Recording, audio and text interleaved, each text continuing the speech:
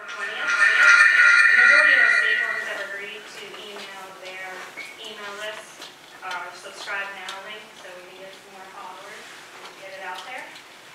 The next quarterly commission newsletter is going to go out on January the 1st. I have an update for the Marketing Advisory Committee. We did have a small obstacle this month. We did not receive any proposals for the research RFQ, but fortunately with the help of the committee members, we were able to put on an RFP on the e-marketplace. The e-marketplace is open to the public, so this means any firm can put in a proposal that is not on state contract. We did have a pre-proposal conference on the 18th, and we had about 5 potential vendors attend. So very hopeful that we will get a couple different options for proposals. The committee hopes to have its recommendation to the commission before the next commission meeting of November 16th at the latest, if not sooner. And this is not going to affect our launch date of May 1st in 2018.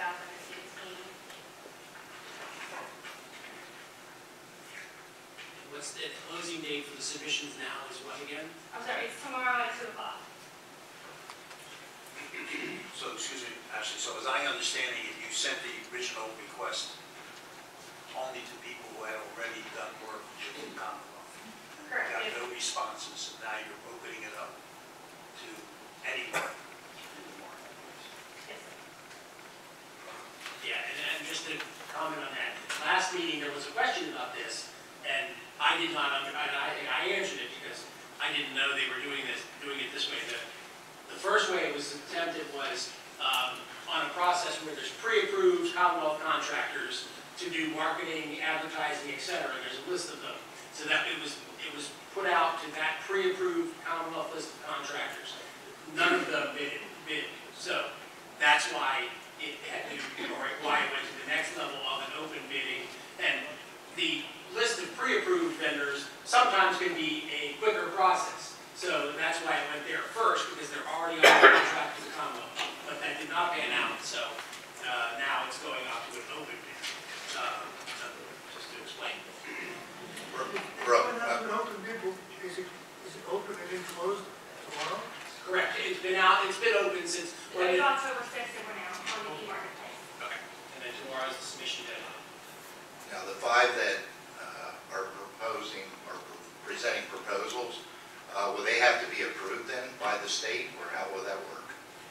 Well, I don't know if we have 5. We don't know how many we have, right? 5 people came. We could have more or less proposals submitted. We won't know until tomorrow. But there is a scoring committee that is of Commonwealth employees. But then that's how we grade each proposal. There's a set of questions that they get scored on each proposal, which kind of gives you the guideline. I am working with the committee, since the scoring committee has to be, and they are aware that Commonwealth employees, that they're going to also do their own scoring. So they are giving us their insight for how the scoring committee will grade each proposal before the scoring committee goes ahead. Just start over again. Please use the microphone. Between scoring committee and is there another committee besides the scoring? Let's put it this way. You've designated the advisory committee to have input. The state law requires an employee, which is Brett and I and Ashley, to grade it. We want the input from the advisory committee, so they'll be able to give us their input. Okay, further questions on marketing update? Well, we're going to talk about this. Yeah, so that's the communication plan. That's next. Okay?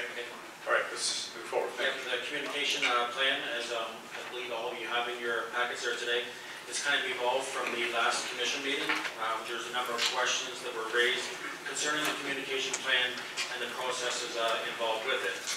We've had a few meetings internally, and we felt the best course of action to address the concerns was to develop a new communication plan that aligns itself with the presentations that the stakeholders gave us back in the fall of 2016, where we asked for their feedback on their high concepts and ideas for marketing. Items such as integrity was a hot button topic, economic impact and jobs will be the primary focus, which isn't different from the other bureaus. The secondary areas to concentrate on will be human interest stories and education, with programs such as 4-H. We've got a great story to tell here in Pennsylvania, and we need to do a better job of getting the story and message out there. We have a lot of different tools available to us, from press releases, social media, blogs, and videos, to name a few. But we also need to utilize our stakeholders as part of the plan to help share the message and to create a free flow of exchange of information. Ashley will present the new revised plan shortly, but before we jump into that, we want to update you on a couple of processes that have been resolved or clarified since our last meeting. The first one is the topic of interviews, and this came out of the York Fair. During my onboarding, I believe I might have taken the letter of the law maybe a little bit too far, and that we could not do interviews, but it's since been clarified since that if we are out in the field or internally here, just a quick phone call or an email to the press office stating who wants to do the interview, what the topic is, and where it's taking place. And then after that, it's up to the staff's discretion. They can kind of gauge the temperature of the interview, and they can proceed there. I think we all realize that the opportunity at the York Fair was probably a missed opportunity, but we're treating this as a learning session. Secondary press releases. Let's say if we're making a motion to approve or amend a rule here today, the staff is to alert the press office prior to today, so they can prepare a press release, in case it does get passed. And once it's passed and the meeting's over, we can tell the press office, and they'll submit it and release it right away. So hopefully that will get our information out in a more timely manner, as I know that's a concern as well. Lastly, just as a reminder, these guidelines are not unique to the State Horse Racing Commission, but other bureaus fall under the same process and reviews within the government. We have the same expectations and accountability as other bureaus.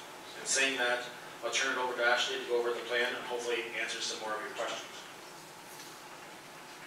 We're going to start our communication plan. Let's do the presentation first, if you don't mind, and we'll come back and do questions. Is that okay? I'm not going to go through all the individual stories, but it starts with the communication of the stories of Pennsylvania's horse racing and breeding industry.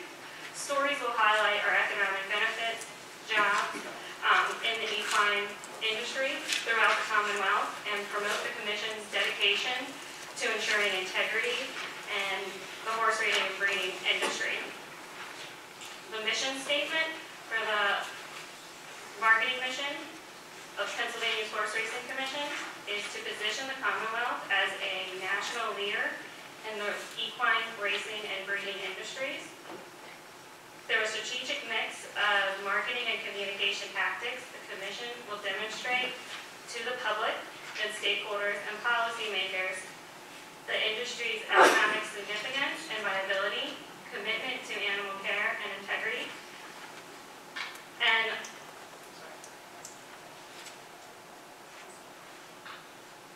the reputation as a meaningful pastime worthy of patrons' discretionary entertainment dollars. The objective is communication, creating awareness and development, to coordinate a consistent messaging that identifies media vehicles, planning, define themes and upcoming events, and measure effectiveness of the marketing strategy. Our goal is to increase awareness of Pennsylvania's horse racing and breeding industry, educate about how horse racing impacts the economy, promote the Commission's dedication to uphold the integrity of horse racing industry and the safety and welfare of Pennsylvania's racehorses and riders, support other equine industries and other programs in an effort to champion the horse, develop new audiences and investors in Pennsylvania's racing and breeding industry, be responsive to media inquiries and opportunities. Communication strategy. The most effective way to engage audiences is by communicating the stories about Pennsylvania horse racing, promoting benefits, raising grants to the state's communities, and economy. We communicate these messages by utilizing these 5 pillars: economic impact, jobs, integrity, human interests, and we put in a miscellaneous. We've identified 2 audiences, our primary and secondary, and you can see they're listed there in your proposal. The communication methods we will use are traditional media, digital media, and social media.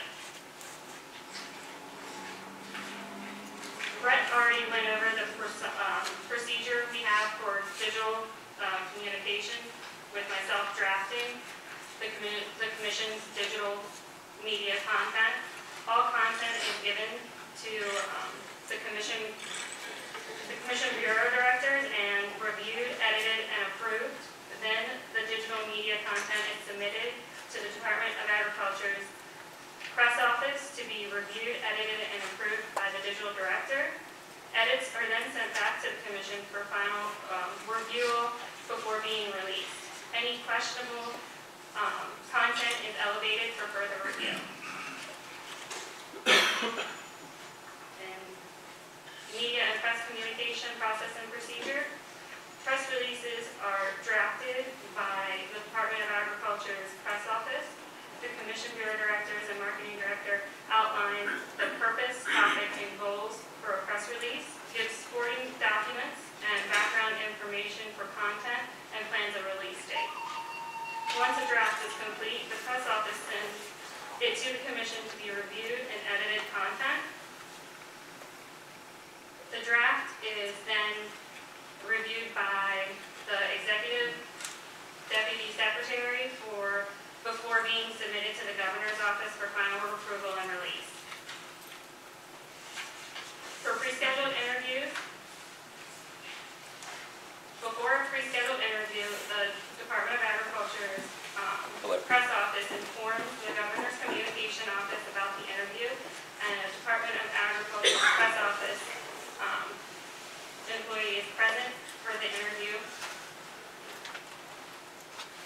Field interviews, like Brett said, we just need to notify the press office that an interview and it's been requested and where it's taking place and who it's with and what the topics are.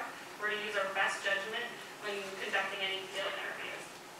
Where it's taking place and who it's with and what the topics are. Evaluating success. To measure and ultimately improve our content and marketing efforts, key metrics will be tracked and analyzed monthly. These key metrics will provide insight to how content is performing. And then lastly, I've provided a timeline for the next 6 months of content and themes. Okay.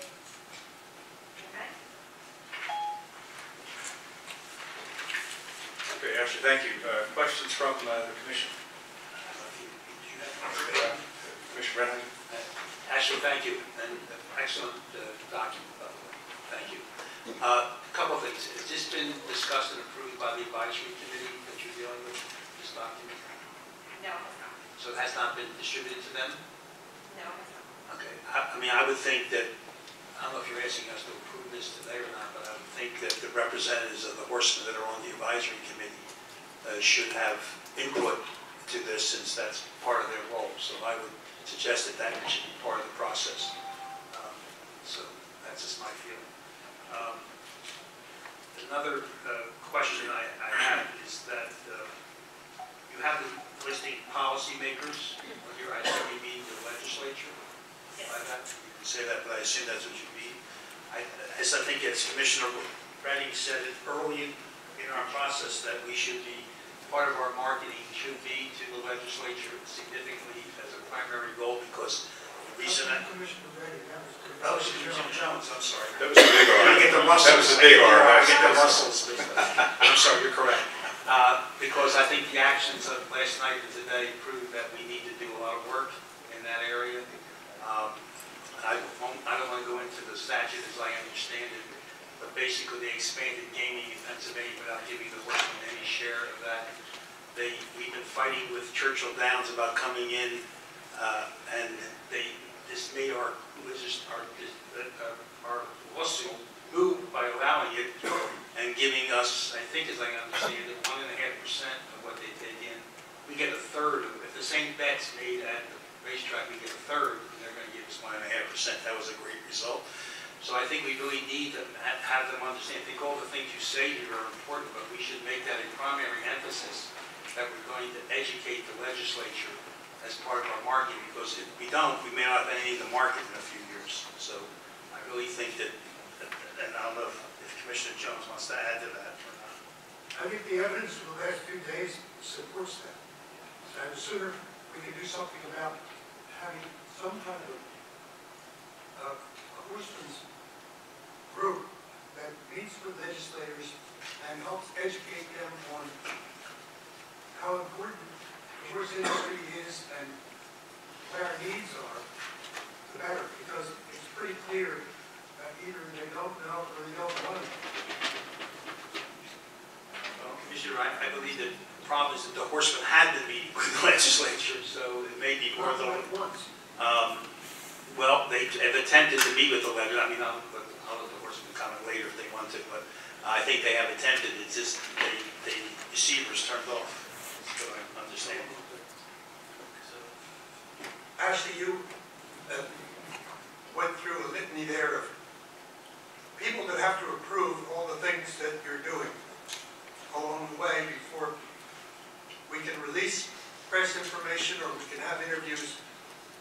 I want to know how much this restricts your ability to do the job that you think ought to be done. Let me jump in here, because coming out of the last meeting, obviously there were some pitfalls and some obstacles in the way. We've taken some time over the last month to work with the communications people and so on. I'm not going to sit here and tell you everything has been ironed out, but it's been a work in progress. I think we've made some progress in the last month. I think Brett identified a couple of the issues.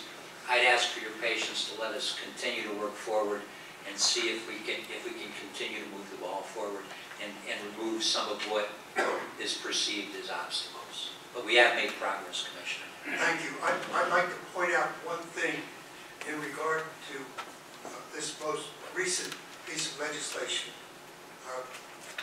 2 years ago, when we started losing money out of the horse racing fund, we had a big decline in the mares that were being bred in the state.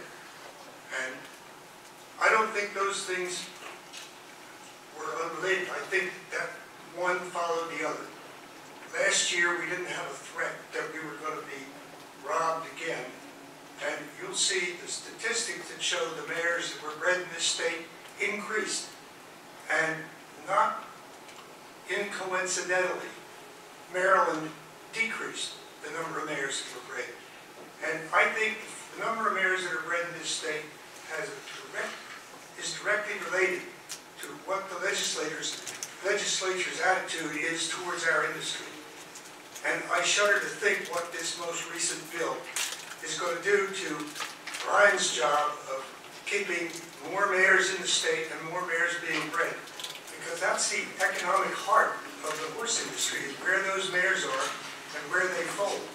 And if we're going to have legislation that is enacted, which is clearly not in our best interest, which I believe this is, then we're going to have results that are out of our control in this state, because they are results of hostility by the legislature. And so the more we can educate the legislators as to the impact they're having on our ability to succeed in this industry, and I think that's urgent, the greater, I think we'll be happier with the result. Thank you. Thank you. Other questions? Yeah, I was going to also bring, that was my last point. The communication process and procedure that you outlined here, we've asked, through our executive session, we've asked the staff to look at those procedures and to come back with further recommendations about that for the next meeting. So I want to make here, but I don't think they're finalized. We've asked for a review of those and for a recommendation be made on how to deal with what Commissioner Jones was saying about trying to get this to be as efficient and time-sensitive process as we can. So we appreciate that, but I think it's clear that these are going to be under review over the next month. Thank you. Thank you. Other questions? Comments? Brian, I saw a hand behind. Did you have a question for Brett? Yeah, I think I got the answer. Okay. Basically, when you're doing an outside interview, it's like if someone comes up to Ashley and says, I want to interview you, about this, then you have to call the press office first. No, they're gonna check in with either Brett or Tom, if it's Ashley in this case. So Okay. they would give that guidance. Okay. Okay. Two points. One is just to note thanks. I mean, to Ashley and Tom and Brett for preparing this communication plan. I really think it's helpful. You recall the last two meetings really, questions about the strategy and what we were doing. And I think having that now outlined in the communication plan with some definition, with the footnote here of further, as this evolves and continue to work through it. But I think it gives us a really good foundation to sort of make some decisions about, is this the right strategy? It'll feed well into the marketing plan, right, that you're waiting for the RFPs on, so I think that's really, really important. Secondly, the conversation of the last month has been helpful. I really appreciate Ashley and Tom and Brett, particularly Ashley, who is in this sort of on the point of this spear, right, of trying to figure out everything we're doing and trying to take the conversations of the commission and expectations of the commission along with, the daily functioning within the commission and convert that to a coherent strategy, and that's not always easy to do. So just a note of thanks to Ashley, to you for that. But I would say further that the exchange of the last commission meeting was really helpful, just because it pointed us to, some system issues within the department and how do we triage inquiry, how do you handle the daily sort of press and media components. But it also forced us to focus in on two areas, particularly one being the marketing mission. And we went through a lot of work within the team to get the right marketing mission. So again, that'll be a connection directly to the marketing plan. And secondly, the sort of discussion around the strategy and those 5 pillars. And just to make sure, for note, Commissioner Jones and Glenda, those issues of public interest, right, to include the legislature are embodied in those 5 pillars: the economic impact, the human stories, the jobs, the integrity, but particularly economic impact and human interest and jobs were 3 points that were really important to have as part of the pillar, right? So they become... Mr. Chairman, I guess as you were speaking, I have a thought. We should look at the impact that racing's having, but maybe we should actually do a separate analysis of the impact of the new legislation might have on horse racing and make that available to the legislature. Because this would be a way of showing them what we think the impact is of creating this competition without giving a share that the horsemen will have on the horse. Because maybe possibly looking at the impact of this legislation on horse racing might be helpful to them to see them done. Because I don't think they're going to be doing it. So I would guess that maybe we have to do it as the racing commission. And that may be, I'm sure, the council, the Equine Council probably has some of that and will know that. But I think just being aware of economic impact is one of those public stories that I think we have to continue to tell. So I just want to give some, discussion and background. I know the last meeting was left open, some concern about could this position really function within the system and fulfill what was envisioned by the commission when it was created. I think the last month has been incredibly helpful. So any final questions or comments? If not, again, thank you. Okay, the approval of September 26th meeting minutes. You've had a chance to review those. Do I have a motion to accept the minutes as presented? So moved. Commissioner Ellis on the motion, Commissioner Sweeney on the second. Any discussion? Hearing none, all those in favor of accepting the September 26th commission minutes, say aye. Aye. Those opposed, the same sign. Motion carries. Thank you. Tracy, financials? It's good to see you.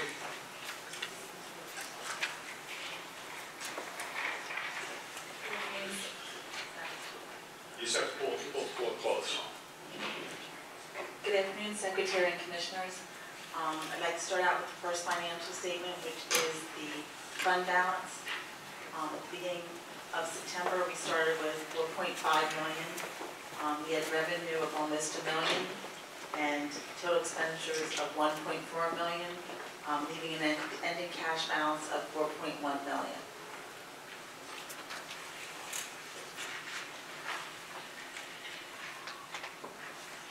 Next, looking at the commission expenditure and revenue report, you'll see that we had revenue of $1 million. The expenditures were $62,000. And personnel was $436,000. So total expenditures are $498,000.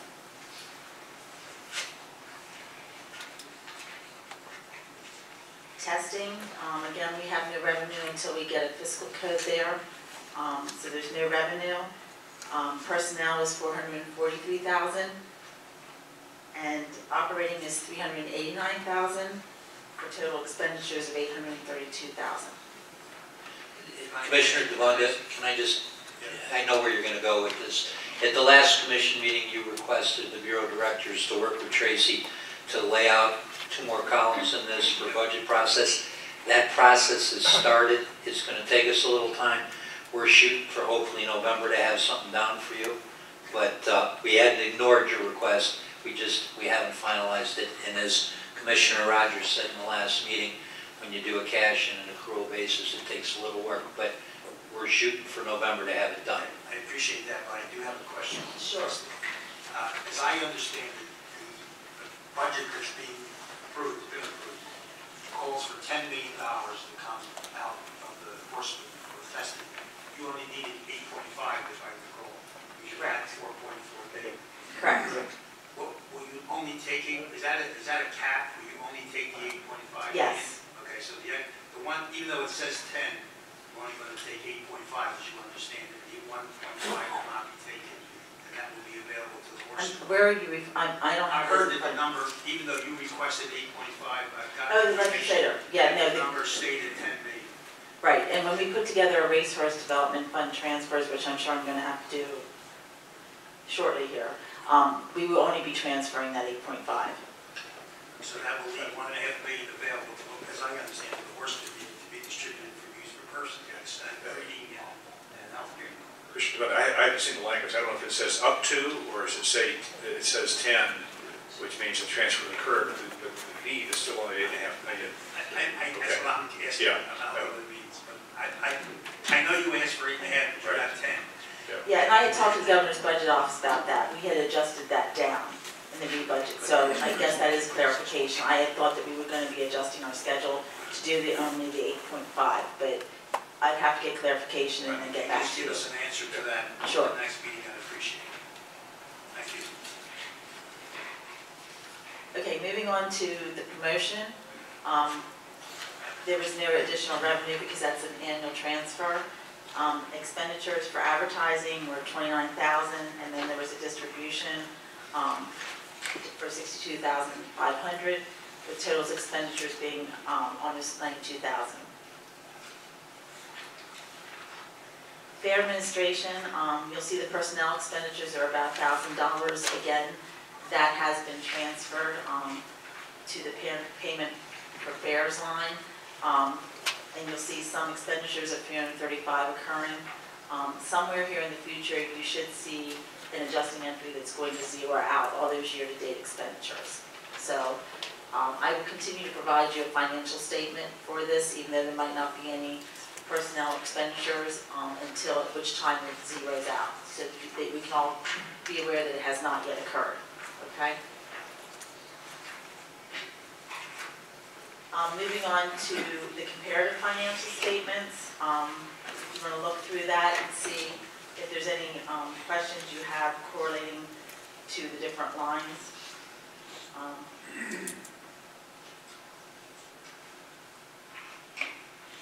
Questions? I have two other things I want to bring up when we're done with that. Okay. Sure, go ahead. Just want to make sure there's no other question. I want to give a report and then also ask you a question. At prior meetings and in emails, I've raised the question about the research portion being done, and between the actual cost of the testing and the research, it was about a $1.3 million number, if I remember the budget for research, and I had asked how that was developed. Through Tom, I had a conversation with Dr. Robinson directly, and I wanted to report that to the commission. It turns out, I guess, Tom, if I recall, we have like 26 people working at the lab. Correct. There's no specific people assigned to research. Everyone does testing and research. She makes an analysis of the time being put in, an estimate of that, and allocates their time to research or testing based on that. And she reviews it from time to time to see if it's accurate. But as it turns out, we have 26 employees. She actually says she needs 3 more. And we're paying for overtime for some of those people that come in on weekends to fill those slots. But it really doesn't make a difference, as I found out, between testing and research, because we have 26 employees and we're paying them, and whether it's allocated to research or testing, that's the money we're spending. So there is no specific budget for research. The research was outlined to all of us. I think we got that information. It's confidential. But the math that's being done is basically just taking whatever of those 26 people, or more if they hire more, and allocating it to research and to testing. And whatever that number is, that's the number of employees we have. There's no specific allocation or budget. The budget's basically how much of their time you think is going to be used. So I'm satisfied that I got the answer to that question, because it really doesn't make a difference what they allocate. We have those employees and we have to pay. So I just wanted to report that to the public and also to the commission. I had that conversation and I was satisfied with the answer. Okay, and now I understand. The other thing I was going to ask you for is that in the budget's approved, but after I thought about it, one of the questions I should have asked was the shared expenses, the expenses for people who are not full-time to the commission, but perform services for the commission. And I wanted to get an idea of who was on that list and how we determine, is it based on actual recorded time, or is it based on an estimate like Dr. Robinson said about how much time people we think are going to spend, and how this. So I wanted to get, as an education to us going forward, information about who's on the list to be shared, okay, share for shared expenses, and how we determine the amount to be distributed to us. Is it based on a percentage estimated? Is it based on an actual timesheet that somebody may put in? Or Yeah. So I would like to get that in a written form. I know you can answer something. So I can answer in general. We do the admin billing, which is all the administrative services. The only people outside of the racing commission that are direct percentages salaries placed there are attorneys. We can provide you that detail. And past that, then their time is deducted out of what would be going normally into the admin billing. And then the admin billing is done based upon FTEs. So you have really, I think So the there's... secretary and deputy secretaries are not allocated to No. us? They are allocated through the admin billing. They're not billed to you directly. We don't do any direct billing as staff other than the attorneys, because you have a larger quantity of attorneys, you have attorneys that are working specifically. And that, So maybe I'm asking the wrong question. As Who's far- on the admin list? I don't think you mean now. You can give us a right. yeah, and I can provide you the detail on that. I'll work with Tom and we'll get that back to you. But that's just a standard process of press, legislator, secretary. If we can get you the detail if you want, how much ever detail you want. We'll check with Tom. I realize that we have direct expenses, but we have the shared expenses, but I wasn't really, and now I based on an allocation we do at the beginning of the year, we do it on We an action? do it based upon our approved complement ceiling. So the complement that are there is distributed only on FTEs in most cases, is the billing done. So HR is the FTE and wages, all other bills are based upon FTE only. So in a lot of ways, Racing benefits from this because they have a lot less FTEs than they have wage.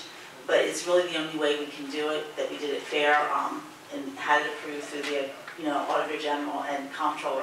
But we have that, we calculate that annually. That's not anything difficult to provide. The other item that we have is shared services, which are Commonwealth billings. They are based upon the same methodology, which is based upon FTEs.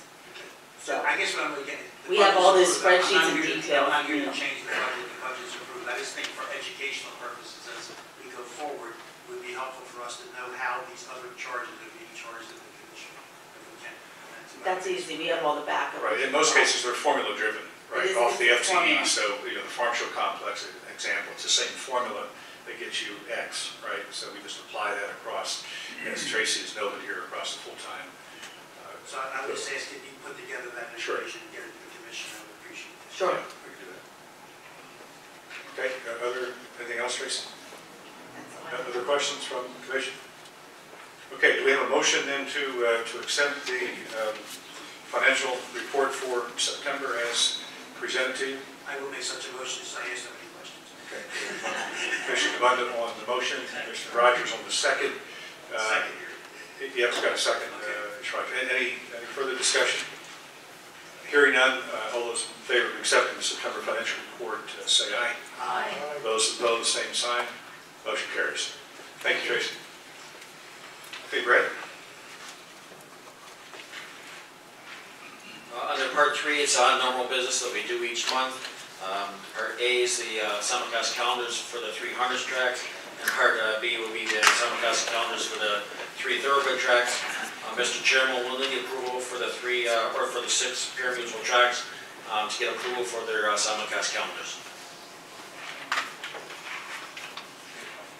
Brett, thank you. Do we have a motion to accept the schedule, simulcast, et cetera? Commissioner Brennheiser on the motion, Commissioner Ellis on the second. Discussion. Hearing none, all those in favor of accepting the motion say aye. Aye. Those opposed, same sign. Motion carries. Thank you. All right, you're good. All right, so let's do this. Let's go to Brooke, if you don't mind. Well, We'll jump ahead to adjudications. yes, okay, with Mr. Augusto being temporarily indisposed, hopefully he'll be back soon. He can do the licensing matters that are listed on the agenda. We'll jump over to that, that's D1, and we will go to D2, which is the adjudications. Let me find the two. First one is the appeal of Jonathan Wong, and this is, did we approve it for both the harness and this paragraph? Yes, sorry. Okay. So the appeal of Jonathan A. Wong, this is a, let's see. Mr. Wong was suspended by the stewards at Philadelphia Park for 60 days, commencing on May 30th, 2017, ending July 28th, 2017. After the termination, he possessed hypodermic needles, syringes, and a substance for hypodermic injection on Park's premises in violation of the rules of racing, and this occurred on May 20th, 2017. You've all read the proposed adjudication from the hearing officer. The hearing was held, let's see here, August 22, I think it is, yes, August 22 of 2017. Having reviewed that, we have a proposed order, and now this 22nd day, excuse me, what is that, 26th day of October 2017, upon the findings of fact, conclusions of law, and discussion set forth by the hearing officer, it's hereby ordered that ruling number 17137 PP of the Board of Stewards for Philadelphia Park Racetrack is affirmed. Do we have a motion to adopt that order? Commissioner Jones on the second, I'm sorry, the motion, and Commissioner Nickhoff on the second. Discussion on this order? Hearing none, all those in favor of accepting the order as presented, say aye. Aye. Those opposed, same sign. Motion carries. Thank you. Okay. Next one is the appeal of Mark J. Tomzak. This is a matter from Presque Isle. This was a disqualification. Hold on 1 second. It's a disqualification in the 7th race run on October 5th of 2016 at Presque Isle Downs. Mr. Tomzak was the trainer for the horse Hope Hard, which in fact did finish first, third, excuse me, final place was third, wasn't it? Finished third in the 7th race at Presque Isle. The stewards, upon an objection filed, the stewards ultimately ruled to disqualify Hope Hard from 3rd place to 5th place. Hearing was held on May 9th, 2017. The commissions had a chance to review the proposed adjudication from the hearing officer and to view all of the available DVDs and footage of the race itself. We have a proposed order. And now, this 26th day of October 2017, upon consideration of the findings of fact, conclusions of law, and discussion of the hearing officer, it's hereby ordered that the decision of the Board of Stewards to disqualify the horse Hope Hard from the 7th race on October 5th, 2016 at the Presque Isle Downs racetrack, and to place the horse 5th behind the offending horses is affirmed. In other words, you're affirming that the number 6 horse was disqualified and moved from a final position of 3rd to 5th. Okay, thank you. We have a motion, Dr. Smitty on the motion. We have a second, Commissioner Ellis on the second. Discussion on the Tomzak order. Seeing none, all those in favor of accepting the Tomzak order as presented, say aye. Aye. Those opposed, the same sign. With 2 in opposition. Motion carries. Thank you. All right, I'll do it for the adjudications. Anything else there? One area that I guess we can cover while we're waiting for George to get back. By the way, Mr. Augusto is arguing a horse racing matter in front of the Commonwealth Court as we speak. George monthly prepares a list of all of the cases that are moving through our appeals system, and you do have a list of those. The good news is that we've really been moving cases quickly and starting to really be able to pick up the pace. Right now, there are no, after the 2 adjudications that you entered today, there are no cases on which hearings have been held and we're waiting for a decision. So everything else is at the beginning of the pipeline. The end of our pipeline is completely empty at this point in time. Right now, we have a total of, I think it's 10 cases at the thoroughbred tracks and 4 cases at the harness tracks, waiting for decisions by the judges or stewards. We have 7 cases in-house that are being compiled and ready, appeals that is, in-house and being compiled and ready to be sent to the legal office for the scheduling of hearings. We have 1 in the legal office that is to be scheduled, and we have 6 that are scheduled between now and the furthest one in the future is November 28th, so we're really, fairly well caught up here. We have 6 hearings between now and November 28th to conduct, and again, everything else other than that is through the pipeline. We have 1 case that is pending at the Commonwealth Court, which is an appeal from one of your prior decisions. That was the disqualification of Lerman. And so that's it on the appeals, numbers, and the status. Can I ask 2 questions? Sure. You have under appeals received a high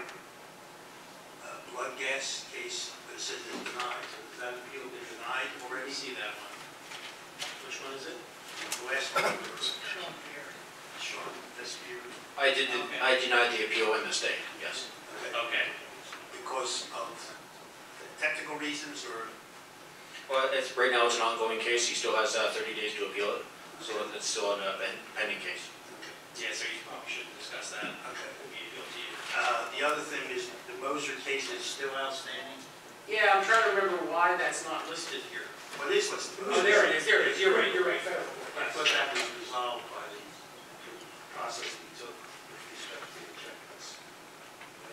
I think he's still, I don't know why, that's a good question. I don't know, I will ask George, whether that, or why that didn't resolve it. Are we in a position to make a motion to end the case? Can we do that? Or we have to get counsel to agree?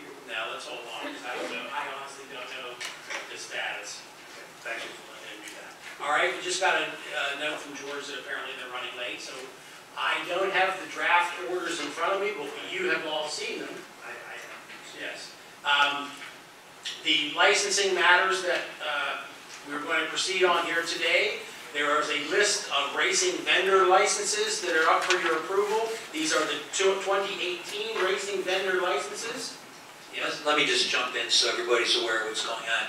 In years past, all these license approvals, be it racing vendors, tote, racetracks, ADWs, and so on, usually were conducted in the month of December at the end of the year. Taking into account different metrics and so on, we decided to move them up to November. Fortunately, between the racing vendors and the tote licenses, what's happened is the compliance has improved. Andy Bender, who reviews this along with us, it's been expedited. So what we've attempted to do here basically is lessen the load on November. In other words, by taking these this month, they're for 2018, this reduces what's to be approved in November. So it's expeditious, it's the commission working at moving this forward. Tom, I think the form of the order for each of them has been distributed to us. Based on reviewing that form and the list, I would make a motion that we approve all the matters under licensing, matters for both the tow licenses and the racing vendor licenses. Okay, thank you. We've got a motion to approve the licensing matters as presented to you for both the vendor and tote. We have a second, Commissioner Ellis, on the second discussion on approval of this of these licensing matters. Hearing none, all those in favor of accepting the motion, say aye. Aye. Those opposed, same sign. Motion carries. Thank you. Two more matters under licensing. One is just a reminder that the one remaining harness license that carries a potential Category 1 racing license, application period remains open. It will be closing on the 28th of November. So that is the status of that. The bill that was passed by the Senate and House does have some language in it that impacts that.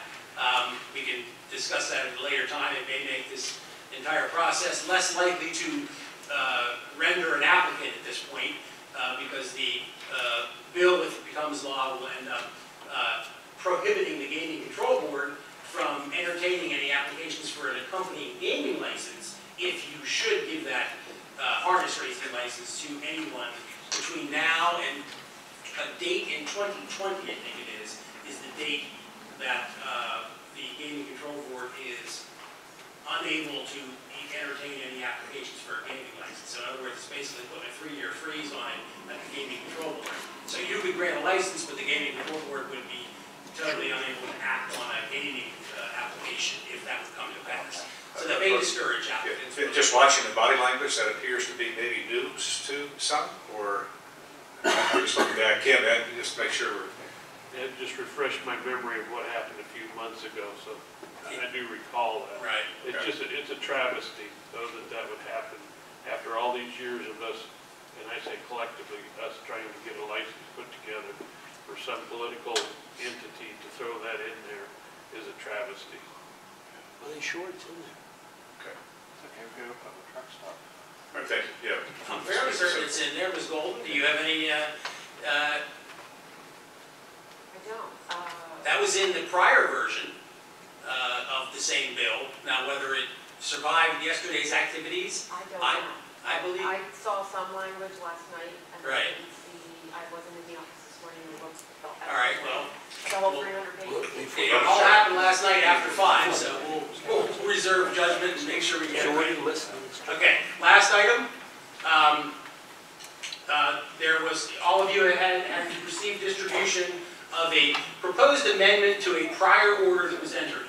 Just for everybody's understanding, the first year that we issued licenses to vendors, tow companies, et cetera, and even the racing licenses, under the new act, which was, of course, last year, for the 2017 calendar year, we entered a confidentiality order that applied to your application materials for everyone applying.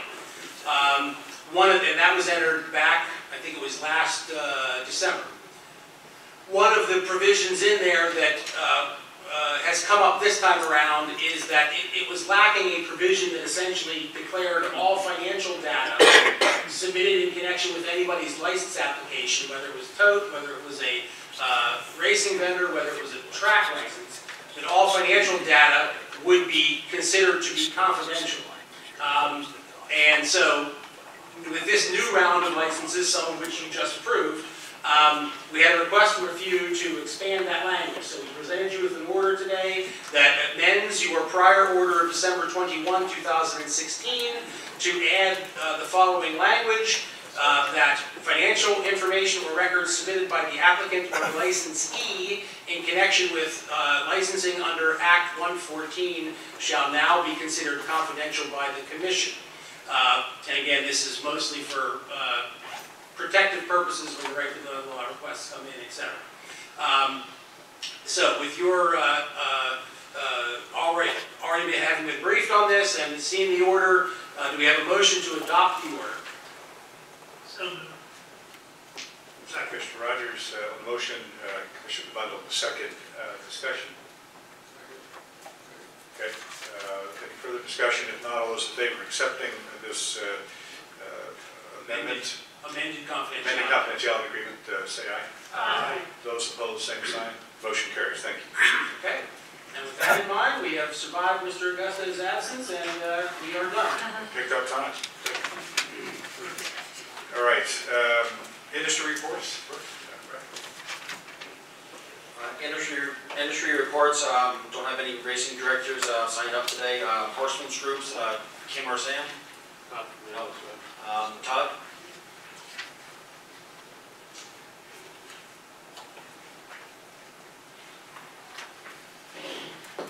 Good afternoon. I just want to make the commissioners aware that early this week, the Pennsylvania HPPA released a press release where we informed everybody of some integrity videos that we have produced. They are up on our website. We encourage you to go to pahppa.com. I think it's the second story down that will give you a link to the YouTube videos. But we are very proud of what we've done there. I think it'll go a long way towards addressing the integrity issues in Pennsylvania and letting people know what we're doing and how we're going about integrity within the Commonwealth. So I encourage you to view those and welcome any feedback once you do. Thank you. Thanks, Todd. Michael Belezzi or anyone else from the PTAJ here today? Mr. Gillespie is not here. Okay, thank you. Moving along to the breeders, Jim or Mike Simpson, they're probably prepping for the sale coming up early November. Brian Sampertello.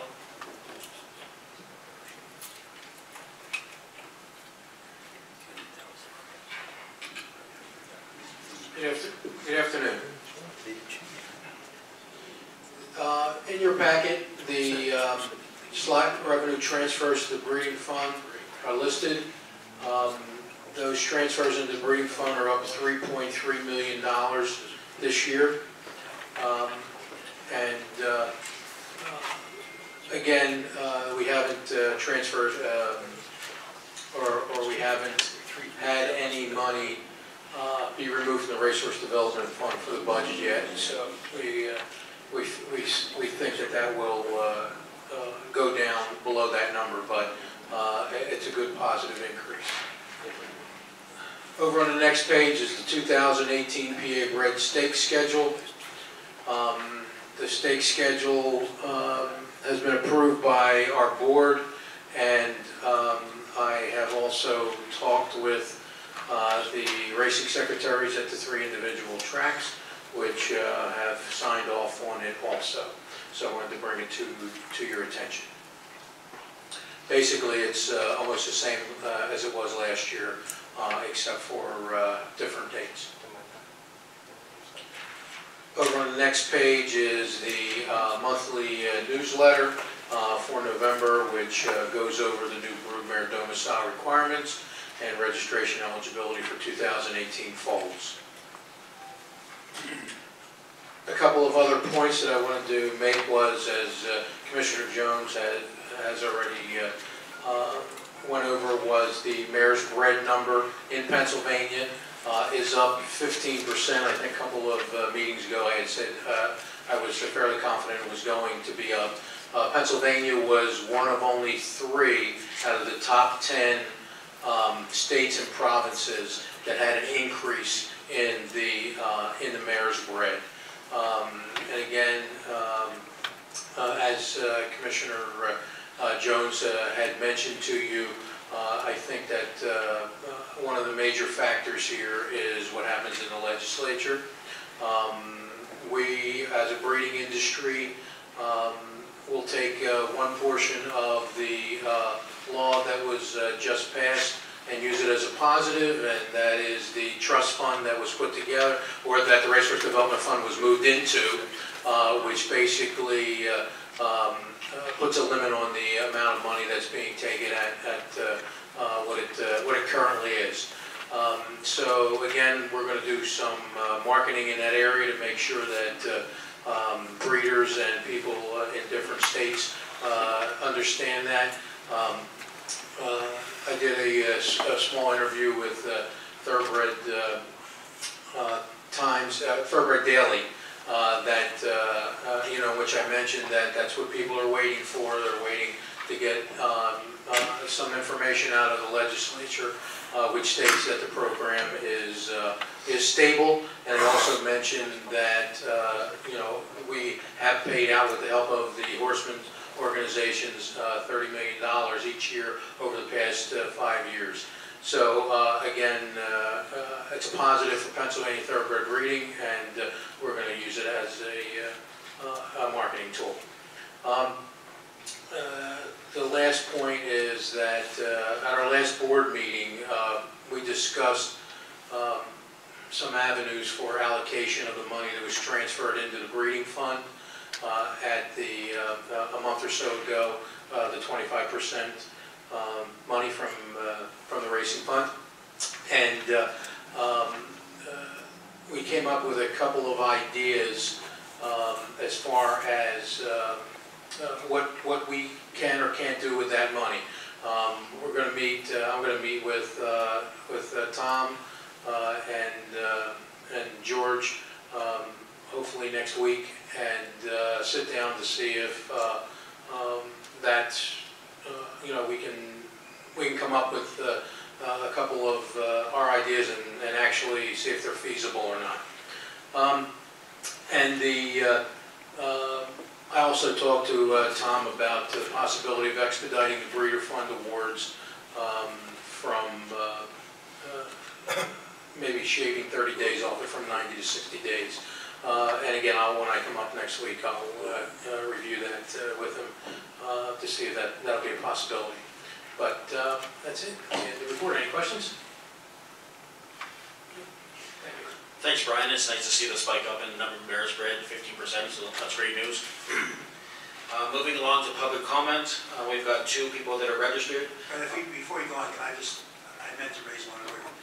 In prior meetings, we had agreed, I think, to give the stakeholders copies of the financials. Are we in fact doing that? We do email them out the Friday in the package. So they do get it with the package? Yes. The other thing I wanted to mention is that I noticed in the new legislation that they are giving money now to market casinos. They're following the idea that was in our act to have money taken out and given to the horsemen. Here they are giving marketing money to the casinos. have a situation here in Pennsylvania where they use free play as a promotion, and they take that off the top, and the horsemen or the breeders do not get a share of that money. I just think we should maybe speak with the legislature about the fact that I understand they're getting like $4 million per casino to market the casinos. The question is, should they not now also take the promotion play off of our slots money if they're getting marketing money from somewhere else, because it seems like it may be a duplication. So I would ask if council can look into that, and maybe we need to maybe write a letter saying, was the court case upheld, but maybe ask that we communicate with the legislature about the fact that maybe there's a double dip here now, in the sense that they're getting to take off the promotion fee, and now they're also getting marketing from the casino commission to use for marketing casinos. I'm just wondering whether or not we can avoid that duplication and pick up that difference. So I would ask the council to look into that. Thank you. Thank you. I just want to put out, I pulled up the bill, the gaming expansion bill. It's the language in there for the 7th track is still there, so it's not taken out. So it's Thank still you. 7th track. Thanks for that clarification. Moving along with public comment, we've got 2 people signed up. I'll first call upon Catherine Papp.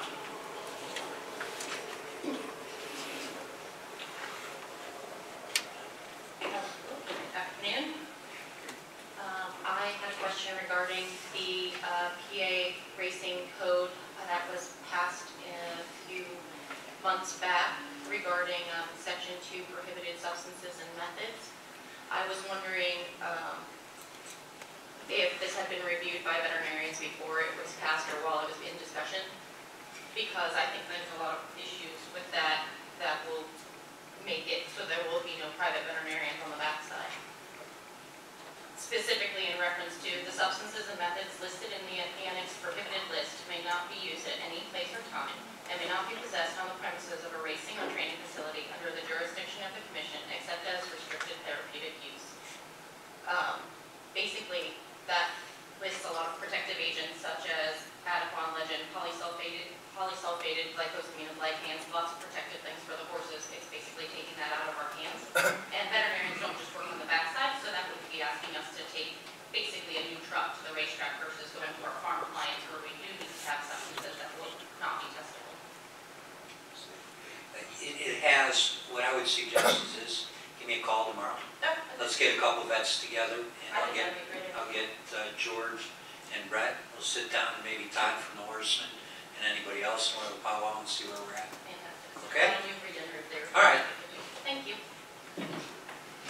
Thank you. And Brian Langlois.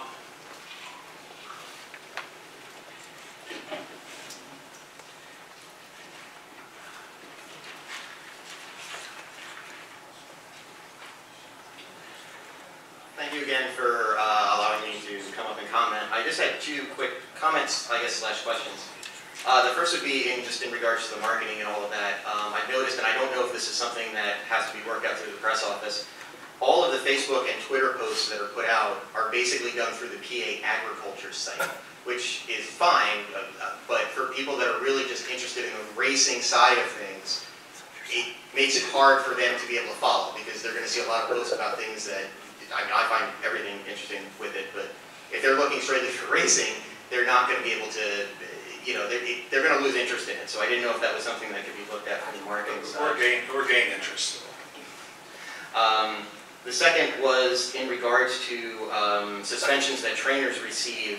When they are suspended, there is a rule that the stewards do have to approve who those horses go to, and making sure that there's no kind of interior connection or things like that to prevent things like program trainers. I don't know if a form specifically exists regarding that, but if it does not, I would ask that a form be created that is filled out by the trainer and is approved by the stewards, signed by the stewards and the trainer, and that is made public record for everybody to see. Because there's a lot of questions going on right now, and I realize that the report that was just made about a lot of the subpoenas that were just issued are potentially specifically to this effect. So I think it would help with the integrity if everybody could see right away if the trainer is suspended, this is who the horses are going to, and that the stewards have signed off on it and that they can see it, just to help with integrity issues. And that's it. Can I ask you a question? Sure. Are you taping or? This is currently going out as a live stream, but it also will be available for replay.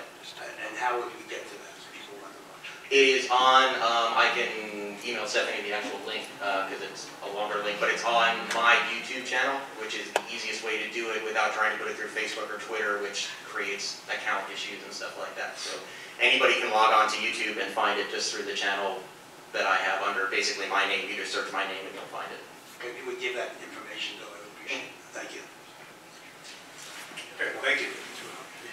All right, no further public comments. Any final comments from the commission? If I may. Sorry. We have two horse persons here who regularly attend our meetings, and recently their 2-year-old finished second in their division of the fair finals of Pennsylvania Sire Stakes, and I'd like to congratulate the Pritchards and thank them for coming to our meetings.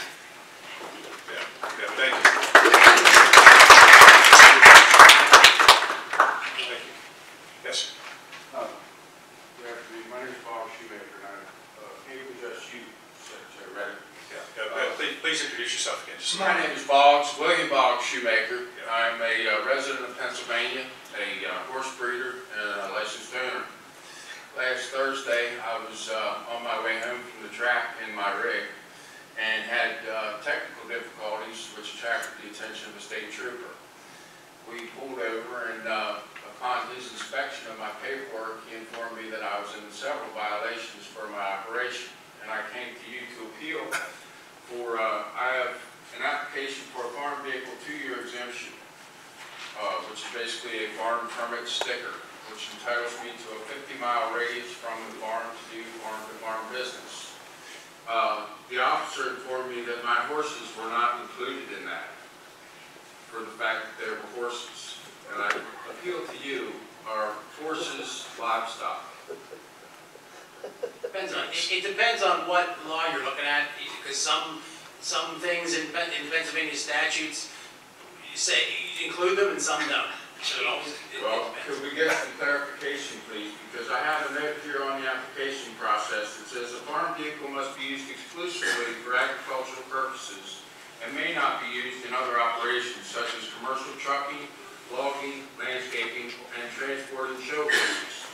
Agricultural purposes include produce, dairy, livestock, and poultry farming, hay and field crop farming, and orchard and nursery operations. The officer told me I could carry cows, I could carry sheep, I could carry goats, but not these horses. Is there a way that I could get some clarification? Because I've been cited and I have to reply within 15 days and been instructed to cease and desist. I can't move my racehorses without this truck. Right. Yeah, let's take a look at it. Sure, I mean, yeah, just give me an email address and send me everything and I'll take a look at it. Yeah, I appreciate that. Thank you. So just for clarification, so what sticker's on your truck? I have a 2-year certificate of exemption. It's through the MD 77 code. Yeah, that's okay. And I researched and reviewed it, and I'm not hauling show horses by definition. I mean. That's what I was trying to get at, so that I know the show horse, workhorse difference. I didn't know what sticker on Well, the truck. and that's, as your counsel has just said, there's conflicting testimony, and I didn't want to argue with the officer on the side of the road, and I mean, he called back to the trooper house and said, no, this is the way it is. Yeah, that's a good idea. But in order for me to transport my racehorses from the farm to the track, I use this truck, and I thought legitimately registered it. If not, I will be incurring great expense in order to be able to do that. Okay. Well, thanks for raising the issue. Let us take a look at it. Yeah, thanks for your folks. Any other comments from commission, public, please?